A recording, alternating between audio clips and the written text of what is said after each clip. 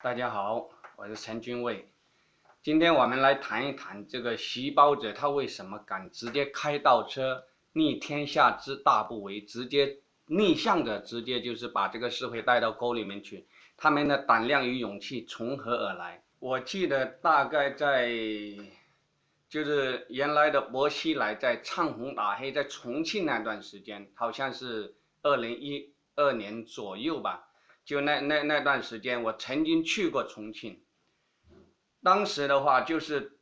整个城市、整个重庆市都在搞唱红打黑，四处都是挂着那个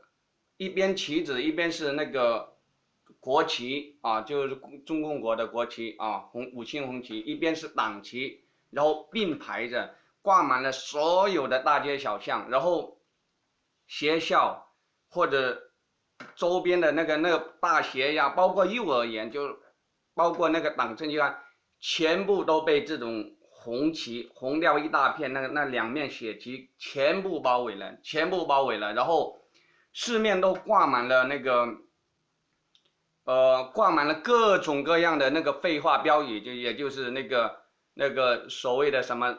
讲故事是吧？传真言等等，都是那一大堆那个薄熙来的废话，挂满了，满大街都是，然后到处电视，然后现实中的话，不停的大量的人，一波又一波的人唱红歌，然后整个社会基本上，我当时我进入到那个，从我下了火车，一走出那个火车的那个广场，我瞬间一下傻眼了，我以为我不小心踏入到朝鲜那个国度里面去。大家都知道，像类似这个情况，我真的不敢想象，就是在中国这个经济那个所谓的那个改革开放已经有几十年以后，中国的民众还愚昧到这种程度，还能够大脑基本上还停留在那个稍微被共产党操纵一下，整个民族、整个市、整个城市，大脑全部都空掉了，马上就跟着走。这个东西太令人吃惊，太令人可怕了。那习近平之所以现在敢开历史倒车，我可以很具体的说，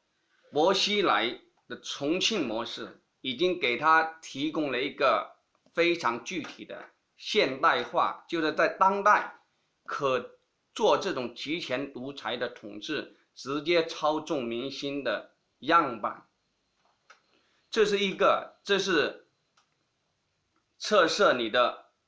那个奴性，测试你的奴性是否你真的对那个集权的恐惧感是否有消除，是否你已经开始大脑能够独立的思考，是否有自己的思想。如果没有，那么你就这个大环境条件具备了，这是一个奴性的测试。第二个，服从性测试，也就是说，我这样的话，我逆来，我随便扔出一个东西来，我说那个什么习猪头是世界第一香，那你就大家就只能跟着，也就服从性测试。当时薄熙来他放出任何东西来，全民就傻乎的很多人就跟上去了，也就是说，奴性测试与服从性测试都具备，这是非常致命的，这已经至少让中共的内部已经看到中国人依然是大脑里面依然是愚昧的，实在是没法形容啊。其实大脑依然是没有开化，其实跟文革时代的人其实差别进步没有多少，只进步了一点点可能是，但是大部分的家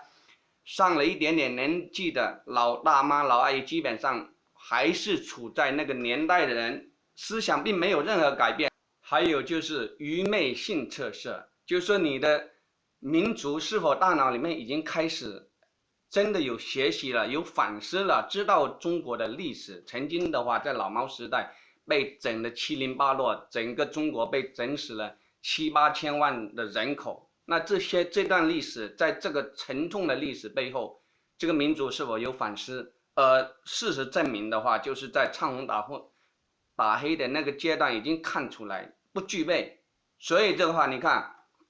奴性测试无知路测试、服从性测试，这个3大致命的要点基本上都不具备，所以的话，这个是开倒车是完全具备条件了。这是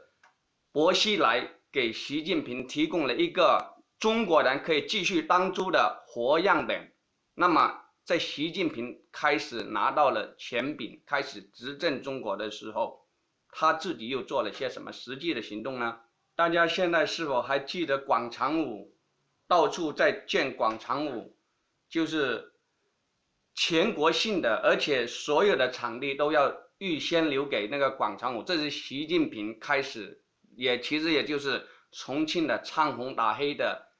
样板的放大，他开始把它推向全国进行测试，最终结果证明整个中国都是愚昧的，整个中国都是愚昧的。那么也就是说，整个大的中国，它还是奴性、那个愚昧度、服从性都全部都具备，所以的话，它基本上它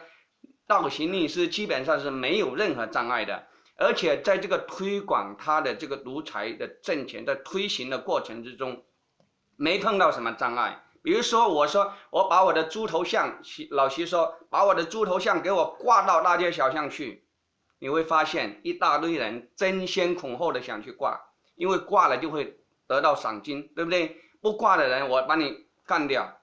现在所谓的卫生城市，其实就是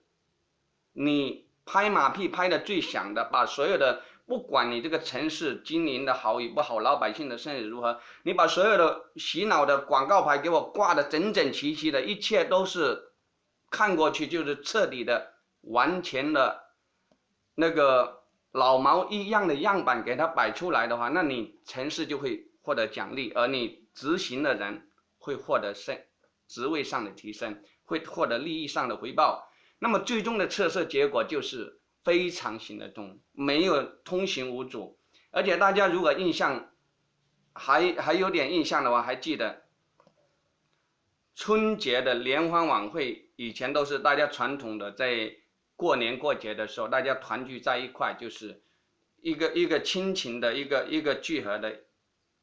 的时间点，是家里团圆的一个时间点。大家本来是想放松一下、愉悦一下心情，但最终都变成了洗猪头的洗脑专场，对不对？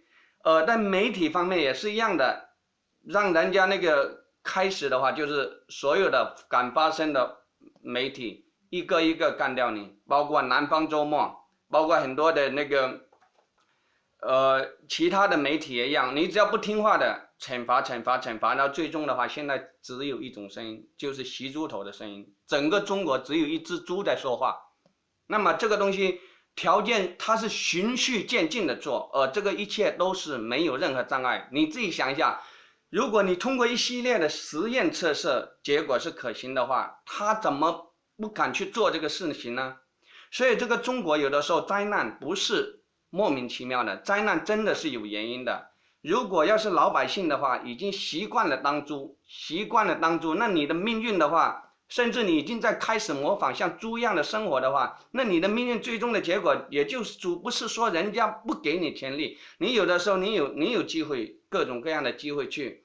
参与社会的变革，但是没有中国人早就已经没有了责任心，没有了担当，所有人都担惊受怕，并且讨好于他人，希望从中获得一点点的好处。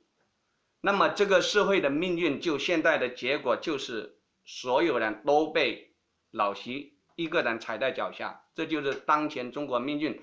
为什么会这么悲惨的来源。如果你要是明白的话，好好去想一想，你到底想要成为什么？想成为人还是成为人猪？这是你自己选择的结果。大家不要把这个单纯的把所有的事情都推给是某个人是单纯说共产党确实是在奴役，在一波一波的这种